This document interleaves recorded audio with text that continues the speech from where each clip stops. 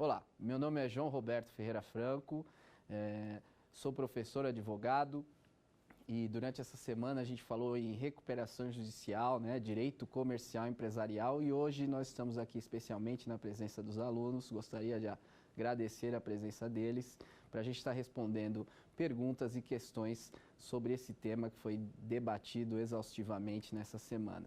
Vou começar com a Fernanda. Fernanda, qual que é a sua pergunta? Quando é apresentado o plano de recuperação judicial? O plano de recuperação judicial, Fernanda, ele tem que ser apresentado 60 dias após o deferimento pelo juiz do pedido de recuperação judicial. Então, quando a empresa apresenta em juízo esse pedido de recuperação judicial, o juiz faz a análise desse pedido de recuperação judicial e defere ou não o processamento da recuperação judicial. A lei determina que desta data o devedor, a empresa em recuperação judicial, tem 60 dias para apresentar o plano. Em que pese a lei determinar que o plano deve ser apresentado 60 dias após o deferimento do processamento da recuperação judicial, é importante que esse plano já seja elaborado aí antes mesmo, já tenha iniciado as tratativas antes mesmo da propositura da recuperação judicial. Falência ou recuperação judicial? Qual a melhor opção? Bom, sem dúvida nenhuma, Rodrigo, e para quem está nos assistindo, a recuperação judicial é a melhor opção tanto para o devedor, como para o credor e como para a sociedade. O processo de falência, como a gente viu nas aulas, é um processo muito danoso, um processo muito complicado, tanto para os credores como as empresas. O processo de falência, ele em média, demora no mínimo 10 anos, né? E os ativos da empresa, eles começam a se deteriorar, porque eles só podem ser vendidos após todo um trâmite processual do processo de falência. Então, muitas vezes, quando há essa venda dos ativos da empresa para pagar os créditos, esses ativos já não têm valor nenhum comercial. Quando na recuperação judicial, você tem a oportunidade de receber esses créditos, de prever o pagamento desses créditos. Então, Rodrigo, sem dúvida nenhuma, a recuperação judicial ela é melhor que a falência. Como o empresário deve se preparar para a recuperação judicial? Bom, o empresário ele tem que tomar algumas medidas prévias antes de entrar com a recuperação judicial. Quais são essas medidas? Ele tem que, primeiro, contratar uma assessoria jurídica, uma assessoria consultiva, né, de pessoas que vão elaborar o plano de recuperação judicial. Como eu respondi para a Fernanda, o plano tem que ser elaborado já antes de você iniciar o processo de recuperação judicial. É muito importante que o empresário tenha aí uma preparação da sua empresa, porque o processo de recuperação judicial, ele leva como consequência para a empresa uma dificuldade aí depois do pedido de recuperação judicial de ter crédito. E isso significa o quê? Que depois do pedido, depois que a empresa ingressa com a recuperação judicial, ela fica aí sem conseguir crédito no mercado, e as vendas e as compras, né, que a empresa precisa fazer para manter-se da sua atividade, elas muitas vezes são feitas à vista, né? Então o empresário precisa se preparar para essa situação. O empresário também tem que preparar os trabalhadores para esse processo de recuperação judicial. Não é incomum que você tenha aí, antes da recuperação judicial, demissões, né? E isso acaba gerando um transtorno, acaba gerando uma situação onde a empresa ali há um clima meio nebuloso, fica todo mundo com receio, fica todo mundo com medo do que vai acontecer na empresa. E como eu disse ao Rodrigo, o empresário tem que passar essa segurança para as pessoas que estão com ele e para os seus fornecedores e seus clientes, que o processo de recuperação judicial é apenas uma fase pela qual a empresa está passando, né? E essa fase ela tem início, meio e fim. Isso não significa que a empresa aí ela terá a consequência da recuperação será o fechamento de suas portas. Muito pelo contrário. A consequência de uma recuperação judicial tem que ser e é, na verdade, o sucesso da empresa. Então, o empresário tem que se preparar também psicologicamente, né? Você tem uma situação muitas vezes também, e na grande maioria, de que os empresários têm aí o controle da empresa, estão acostumados com o controle da empresa e acostumados a utilizar a empresa e gerir a empresa daquela maneira. E quando vem o processo de recuperação judicial, ele precisa saber que ele vai ter que mudar algumas coisas internas dele e de gestão dentro da empresa. Então, essa é a melhor preparação que o empresário pode ter antes de propor a recuperação judicial. Fernanda, vamos para mais uma pergunta.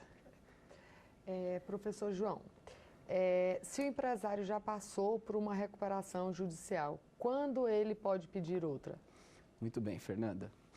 A recuperação judicial ela é um procedimento que tem, como eu disse, início, meio e fim. Então, a recuperação judicial ela tem termo para iniciar e termo final. Dentro do procedimento previsto na lei, a partir do momento que você ingressa com a recuperação judicial, você tem um prazo que é para apresentar o plano, você tem um prazo que é para apresentar aí aos credores a votação desse plano frente aos credores, você tem um prazo para cumprir algumas obrigações previstas nesse plano. Esses prazos, eles podem variar no primeiro etapa da recuperação judicial, vamos dizer, porque a lei ela diz que, deferido o pedido de recuperação judicial, você tem 180 dias para ir à Assembleia de Credores aprovar esse plano. Esse período, muitas vezes, não depende do empresário que cumpre aí as suas obrigações processuais, e sim depende do processo, né? Então, com base nisso, o empresário muitas vezes fica esperando a determinação, o prazo aí do juízo, do fórum e do administrador para haver a Assembleia de Credores. Havendo aí a concessão do plano de recuperação judicial, inicia-se um período de 24 meses, onde a empresa fica em observação, fica aí em um laboratório, onde são verificados se são cumpridos essas obrigações previstas no plano. Veio os 24 meses, a sentença aí de encerramento da recuperação judicial. Após isso, e havendo trânsito e julgado dessa sentença, a empresa só poderá ter aí de novo um pedido de recuperação judicial depois de 5 anos de transitada em julgada a sentença que põe fim à recuperação judicial. Isso se for uma empresa média ou grande. Se for uma micro ou pequena empresa, esse prazo aumenta para 8 anos. Então, somente após 5 anos em médias e grandes empresas é possível propor outra recuperação judicial, né, desde o trânsito em julgado da sentença de encerramento, ou somente após 8 anos para o caso de micro e pequenas empresas. Então, a lei ela não limitou em quantidade de pedidos, mas sim ela limitou no tempo a propositura de recuperação judicial. Rodrigo, sua próxima pergunta. Professor, eu gostaria de saber como funciona a Assembleia de Credores. Muito bem. A Assembleia de Credores é a reunião de todos os credores com a finalidade de votar o plano de recuperação judicial. A Assembleia, em verdade, ela pode haver uma Assembleia só, de acordo aí com o andamento da recuperação judicial, ela pode ter mais de uma Assembleia dentro do processo. Existem as assembleias onde se discute o plano, onde se debate o plano para saber se aquele plano atende mesmo os anseios dos credores e é um plano consistente no intuito de fazer com que a empresa se recupere. Então, a lei fala em assembleia de credores, mas não é uma, pode ter mais de uma assembleia de credores. E essas assembleias anteriores têm a finalidade mais de debater o plano, discutir junto aos credores a necessidade ou não de alteração. A assembleia final, que é a que a gente fala que deve ser em até 180 dias, essa sim é a assembleia que vai votar o plano de recuperação judicial. Nela estarão a classe dos trabalhadores, que é a classe 1, que votarão aí com os seus créditos dentro da sua classe, ou seja, para se ter um voto a favor da recuperação, você precisa de 50 mais 1 dos créditos dos trabalhadores dentro da classe de trabalhadores. Você tem a classe 2, que é a classe dos credores com garantia real, aqueles credores que possuem algum tipo de garantia, eu peguei um empréstimo e dei um imóvel, dei um carro como garantia, você precisa também da aprovação de 50% mais um desses créditos. E você tem as classes dos quirografários na Assembleia, que aí são todos os outros credores que não são nem trabalhistas e nem com garantia real, que compõem a classe dos quirografários. Esses credores também precisam votar 50 mais 1%.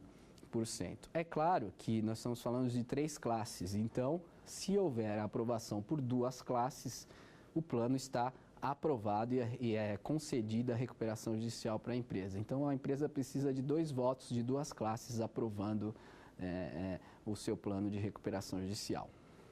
Stephanie, sua pergunta. Professor, e o que é o credor colaborativo? Bem, o credor colaborativo é uma construção doutrinária sobre a recuperação judicial. Veja bem, como eu disse nas respostas anteriores, a empresa fica sem crédito quando entra com pedido de recuperação judicial. Então, fica muito difícil tocar os negócios sem créditos, porque o crédito dentro de uma empresa, na verdade, é mais um insumo. A empresa precisa do crédito para girar seus negócios. Se a gente for analisar, a grande parte das empresas vendem para depois receber. Esse período, a empresa precisa ser abastecida com um insumo muito importante que é o crédito, ou o dinheiro. Ela precisa recomprar os seus materiais para revender e aí fazer o giro, né? O credor colaborativo, ele entra no sentido de que ele pode fornecer à empresa vantagens, como, por exemplo, continuar vendendo a prazo para a empresa que está em recuperação judicial, e dentro do plano a empresa prevê para esse credor um pagamento diferenciado dos seus créditos, tendo em vista que esse credor está colaborando com a recuperação, está colaborando com a mantença da atividade empresarial. Bom, vamos fazer um breve intervalo e já já nós voltamos com mais perguntas dos alunos hoje aqui falando sobre recuperação judicial. Até já!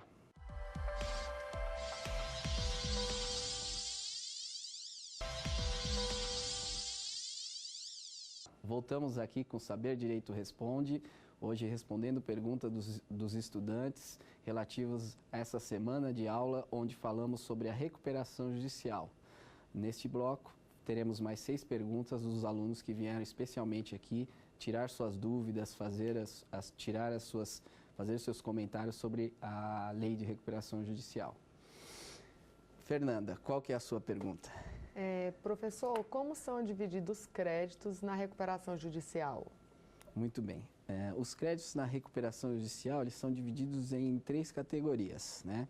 E a importância de se dividir os créditos dentro da recuperação judicial é porque eles têm finalidade de voto para aprovar ou não o plano de recuperação judicial. Então, todos os créditos que são derivados da legislação trabalhista, eles estão na classe 1, que é a classe dos trabalhadores. Então, tudo aquilo que tem a ver com crédito derivado da legislação do trabalho, então as horas extras, saldo de salários, demissões e etc., eles estão incluídos na classe dos trabalhadores dividido por trabalhador, obviamente dividido por credor. Então, tudo aquilo que advém da legislação do trabalho, e hoje houve uma extensão dos créditos e das discussões e do que afeta a legislação do trabalho.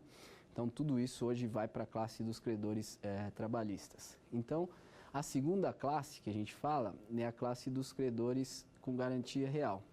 Os credores com garantia real, muitas vezes o empresário precisa de crédito e não tem os bancos, principalmente instituições financeiras, eles pressionam o devedor, a empresa em recuperação judicial, para que ela apresente um crédito. Então, a empresa dá uma propriedade que ela possui, um veículo, essa propriedade pode ser móvel ou imóvel, e essa propriedade fica como garantia daquela dívida, o que traz para essa classe uma certa dificuldade quando na negociação com esse tipo de credor, porque geralmente ele fica meio que seguro com essa garantia que está atrás do seu crédito. Então, para ele, às vezes é interessante não ter a recuperação porque o crédito dele está garantido. Mas também é importante se dizer que às vezes essa garantia perdeu valor. Essa garantia fica muito difícil de ser executada, de ser transformada em dinheiro. E aí também a opção da recuperação fica muito mais possível, muito mais tranquila para essa classe. Os outros credores, que são a última classe dos credores quirografários, são credores que possuem aí todos os outros créditos que não estão na classe 1 e 2. Geralmente essa classe é composta por fornecedores, é composta por, às vezes, clientes da empresa, às vezes clientes que fazem negócio com a empresa e a empresa antecipam valores e a empresa não tem condições de entregar o produto. E outros créditos, como contas de luz, telefone, até contas de consumo da atividade normal do dia a dia, estão nessa classe. Como a primeira classe dos trabalhadores, também a classe dos credores quirografários é a maior, em termos de número, né? Geralmente tem muitos credores nessas duas classes. Existe deságio do crédito quando muito voluptuoso? Sim, é possível prever no plano de recuperação judicial um deságio. E hoje isso aí é muito bem aceito no mercado, é muito bem aceito dentro dos processos de recuperação judicial. Veja, nós estamos falando aqui em recuperar a empresa, em privilegiar o princípio da preservação da empresa. Nesse sentido, apresentar deságios que não sejam deságios vergonhosos, obviamente, ninguém está falando aqui de 90% de deságio, mas deságios dentro de uma política normal de mercado é muito positivo para a recuperação. Isso na nossa vida, quantas vezes a gente já viu alguém que aqui, quem nunca ficou com alguma dívida, alguma coisa, que recebe aquela cartinha do banco com pague a sua dívida com X% de descontos, enfim. Nós estamos falando da mesma coisa, só que isso dentro de um projeto, de um plano de recuperação judicial. O banco que já tem aquele crédito como seu passivo, né, como passivo para ele recebe uma oferta da empresa de receber aquele crédito com deságio parcelado.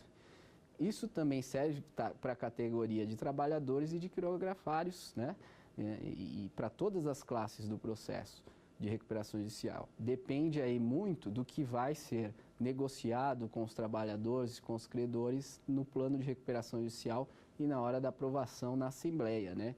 Vale lembrar que o processo de recuperação judicial, ele é um processo que aproxima o credor do devedor. E o juiz, nesse caso, ele nada interfere, ficando aí a cargo dos credores aprovarem ou não a proposta que a empresa põe na mesa na hora de apresentar o plano de recuperação judicial. O que é o crown down na recuperação judicial? O crown down na recuperação judicial é o caso em que, por algum motivo, por alguma situação extraprocessual, o plano não é aprovado. Existem situações, Stephanie, em que o plano é bom, o plano é consistente, o plano tem viabilidade, ele tem sustentabilidade, ele para em pé e mesmo assim esse plano não é aprovado. Quando você vê aí dentro de outros processos de recuperação, planos mais simples, com menos complexidade, que são aprovados. Nesse momento que o administrador e o juiz e o próprio devedor, né, o recuperando, verifica que o seu plano, que é consistente, que tem fundamento, não é aprovado na Assembleia, é possível ele requerer ao juiz a aplicação de um instituto muito utilizado no direito americano, que é o Instituto do Crown Down, que é a aprovação forçada do plano de recuperação judicial, ou seja, mesmo que os credores não aprovem, o juiz força a aprovação do plano e aí esse plano passa à concessão da recuperação judicial, mesmo sem aprovação dos credores em assembleia, né? É o que a gente chama de crown down, vem do direito americano e é a aprovação forçada do plano de recuperação judicial quando há situações implícitas que levam à não aprovação do plano quando esse se mostra capaz, viável e sustentável para recuperar a empresa.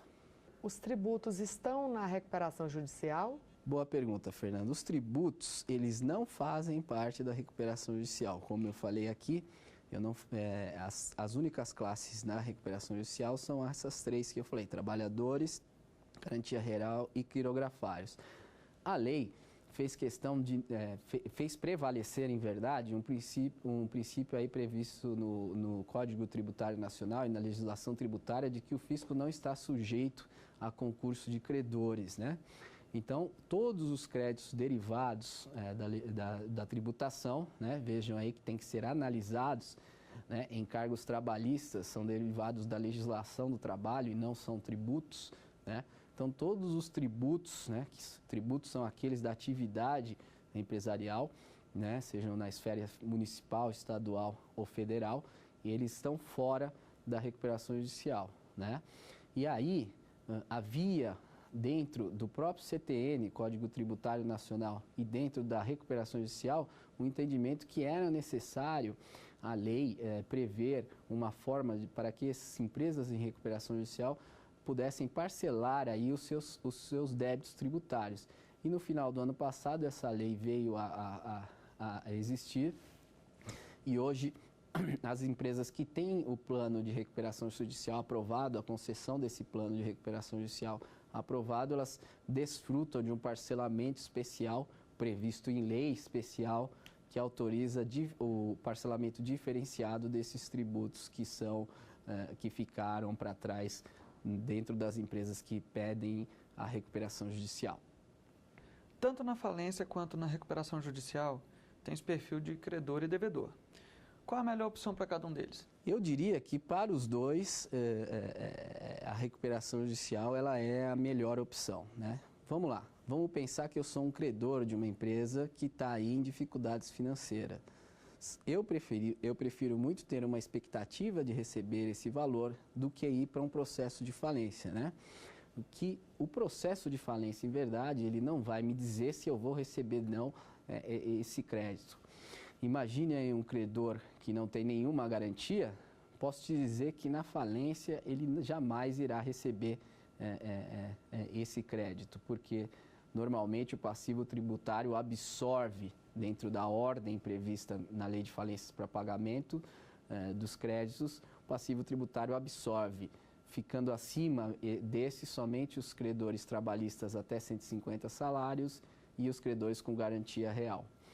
Então, para o credor, a recuperação judicial ela é muito mais positiva, ela traz muito mais oportunidade, porque o devedor apresenta para esse credor uma forma, uma oportunidade onde ele vai pagar esse crédito. Quando na falência aí não se sabe quando, como e de onde e se tem condições de receber esse crédito. Professor, pode o plano de recuperação ser revisto depois de ser aprovado? Muito bem, essa também é uma dúvida que sempre tem aí dentro aí dos operadores do direito, das pessoas que não estão no dia a dia da recuperação judicial, e eu posso te dizer que sim. A relação dentro da recuperação judicial, entre os credores e a empresa em recuperação judicial, ela é uma relação que o Estado não tem grande interferência, né? Então, a hora que eu estou apresentando um plano e quem que é o maior beneficiário, quem que é o objeto desse plano? São os meus credores, são o pagamento aos meus credores daquilo que eu devo. E eu apresento um plano consistente justamente para que esses credores possam observar o plano e, vamos dizer assim, dar um voto de confiança e dizer, esse plano me parece que realmente vai fazer com que a empresa se recupere. Nesse sentido, é perfeitamente possível que você tenha uma situação onde há o plano aprovado na Assembleia de Credores naquele período de 180 dias, porém, depois do período de 180 dias, você tem um prazo onde a empresa fica em recuperação judicial por 24 meses até a sentença de encerramento, onde outras dificuldades surgem. Ou, vamos dar um exemplo atual, imagine uma empresa que tinha feito uma previsão de se recuperar no Brasil pré-crise, né? A crise veio e aí, como a gente já falou aqui durante a semana, a queda foi substancial, 40% no faturamento da maioria das empresas nos mais diversos segmentos de negócio.